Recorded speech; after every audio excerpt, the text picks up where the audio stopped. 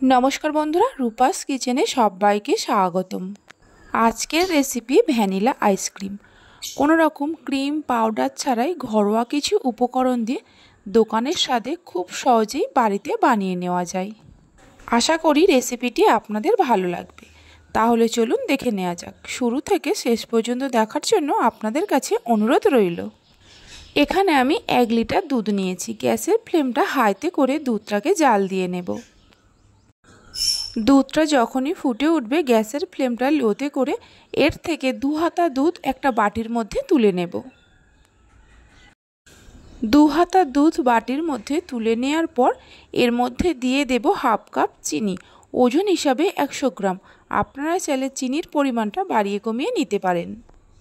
दूधेर मध्य चीनीटा देওয়ার पर मिशिये निये मिनिट 2-3 समय धरे जाल दिए नेब। दूधटा एदिके होते थाक। बाटिर मध्य जे दूधटा तुले रेखेछिलाम तार मध्य दिए देब 1 बाटी गुঁড়ো दूध। ओजन हिसाबे 100 ग्राम।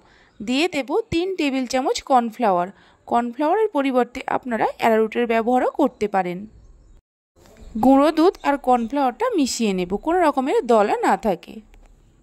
गुঁড়ো दूध और कर्नफ्लावारटा ভালো করে মিশিয়ে নেওয়ার পর এই মিশ্রণটা দুধের মধ্যে দিয়ে দেব। এই সময় গ্যাসের ফ্লেমটা লোতে রাখতে হবে। মিশ্রণটা দুধের মধ্যে দেওয়ার পর ভালো করে মিশিয়ে নিয়ে গ্যাসের ফ্লেমটা লোতে রেখে মিনিট 4-5 সময় ধরে জাল দিতে হবে। হাই ফ্লেমে বা মিডিয়াম ফ্লেমে কখনোই জাল দিতে যাবেন না। কর্নফ্লাওয়ার দেওয়ার কারণে দুধটা খুব তাড়াতাড়ি ঘন হয়ে যাবে। এইভাবে একবার ভ্যানিলা আইসক্রিমটা বাড়িতে বানিয়ে দেখতে পারেন। আশা করি সবাই খুবই পছন্দ করবে। আর বানানো তো খুবই সহজ। লো ফ্লেমে মিনিট 4-5 জাল দিয়ে নেওয়ার পর দেখুন মিশ্রণটা অনেকটাই ঘন হয়ে গেছে। এর থেকে আর বেশি ঘন করব না। এবার কড়াটাকে নামিয়ে নেব। কড়াটা নামিয়ে নেওয়ার পর দুধের এই মিশ্রণটা এইভাবে নাড়াচাড়া করে ঠান্ডা করে নিতে হবে। এই দুধের মিশ্রণের ওপরে কোনো রকম সর পড়তে দেওয়া যাবে না, তাহলে আইসক্রিমটা ভালো হবে না।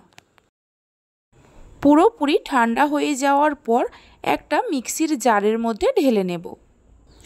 যেহেতু এটা ভ্যানিলা আইসক্রিম তাই এর মধ্যে দিয়ে দেব 1 টেবিল চামচ ভ্যানিলা এসেন্স।